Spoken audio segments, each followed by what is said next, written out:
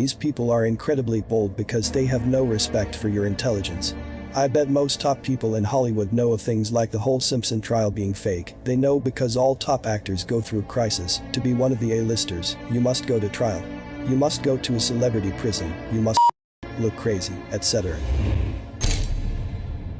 I've been a journalist for about 25 years, and I was educated to lie, to betray, and not to tell the truth to the public. Not to tell the truth to the public. Not to tell the truth to the public.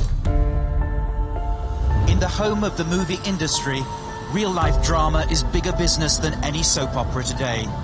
A village of satellite dishes and broadcast equipment has sprung up around the Los Angeles courthouse to beam the trial of actor and... Now let's focus on acting. Although they were hired to play the roles, we still see their acting being terrible at times.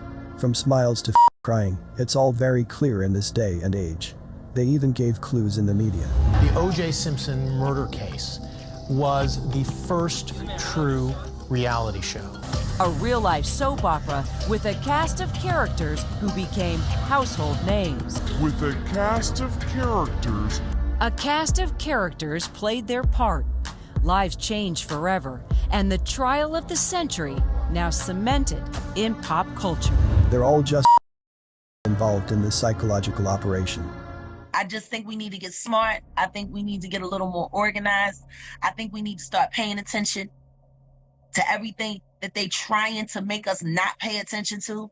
Because every time you see this amount of hate happening on the television, it's a distraction. They get you looking one way so you're not paying attention what's happening behind you. We need to start looking behind us and seeing what's going on over there when all of this smoke is over here. We need to see if there's actually fire over there. Most people don't want to believe in faked events, so they are pretty easy to deflect with false reasoning like this. The truth is, secrecy isn't maintained. There are leaks, and many people know the truth. Others find out the truth. But that doesn't matter because total secrecy isn't necessary.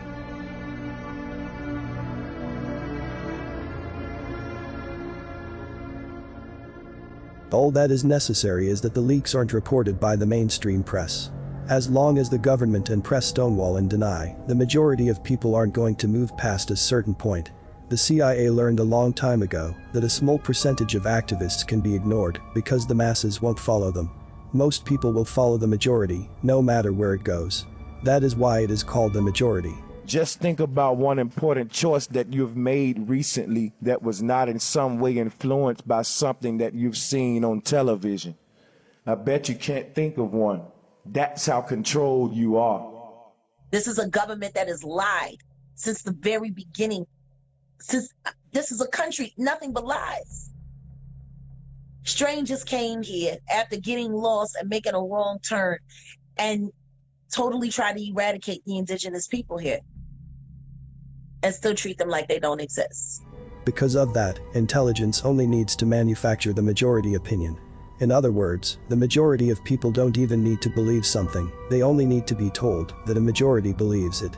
That is enough to stop them from acting on their own beliefs or suspicions.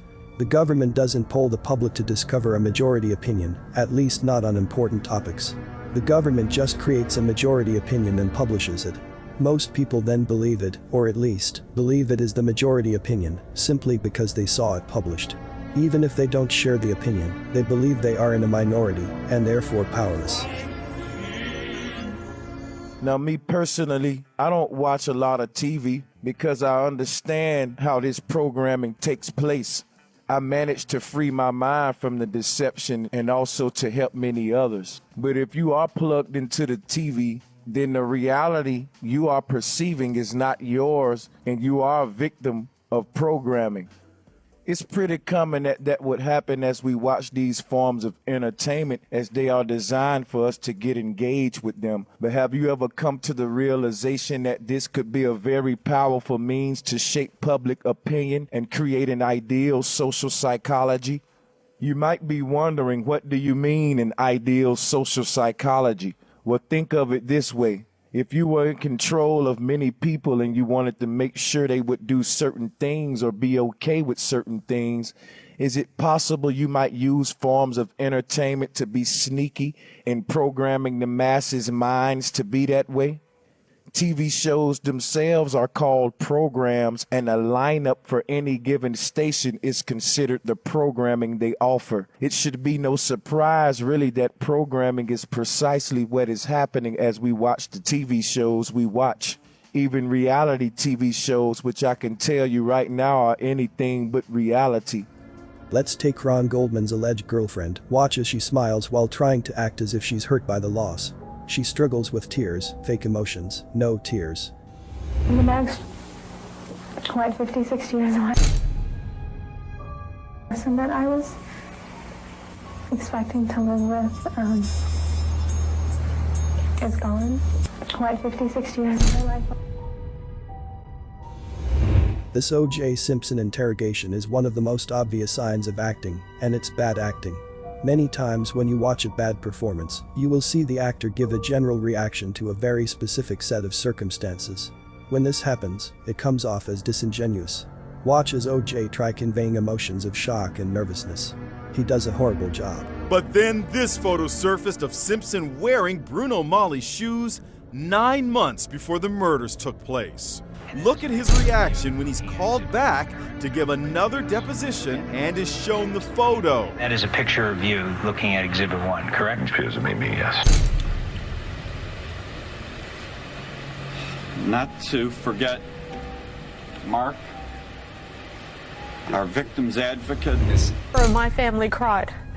We were so stunned. I mean, I at least thought that there was going to be a hung jury. I guess I just still had that hopes of it being a hung jury, but I couldn't cry. It is now the super rich versus everyone else. You can believe the lies or you can understand that they feed us lies to keep power. No matter where you are living, you have been infiltrated. The answer is to fight back in more logical ways. Just as they are organized, you should organize. First, organize your thoughts. Learn how things really are. Take back your mind. Most people may not realize that when they turn on the television in their home, what they see as a constant flow of images is actually flickering. Although we do not see this consciously, the repetitive pattern of flickering images creates a state that is similar to hypnosis in the television viewer.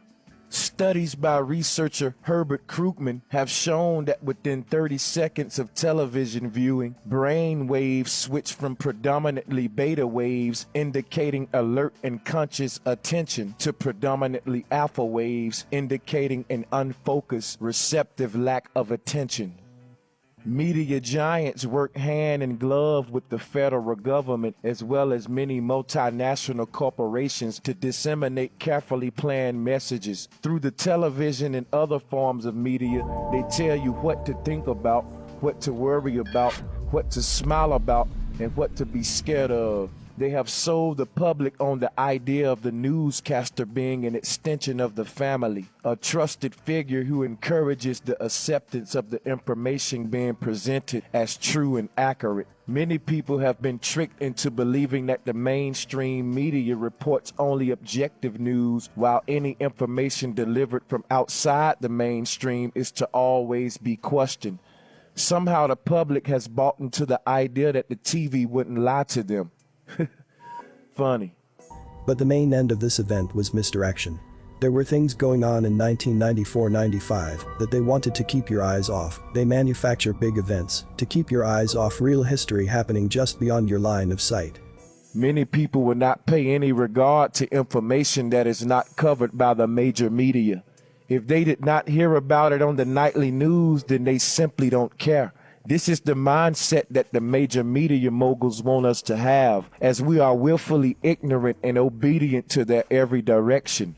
Our unanalytical and loyal viewership is in their best interest. Major media news networks continually bombard us with the possibility of an endless amount of scenarios, which produce fear and then shape our reactions to real situations. This is predictive programming. It gets us familiar with an idea so that when it happens, we expect it and do not react and question. In order to take back our minds, we must first learn to unplug the signal. If they can keep you watching this circus for more than a year, you will have missed all of their real crimes during that time. Well, the world was watching Simpson drive around in a white truck and try on gloves. The real world passes by them, keeping everyone living in the matrix. By turning off your TV, you will realize that the world you're living in is suddenly very unfamiliar to you. You will see that news of no importance is constantly debated and analyzed, and as you listen to the conversations of people around you, you realize they're talking robots, just repeating what they've heard on the news. Well, I've been a journalist for about 25 years, and I was educated to lie, to betray, and not to tell the truth to the public. One of the hopeful things that I've discovered is that nearly every that has started in the past 50 years has been a result of media lies. The media could have stopped it if they'd searched deep enough. If they hadn't reprinted government propaganda, they could have stopped it. But what does that mean? Well, that means basically populations don't lie. And populations have to be fooled into it.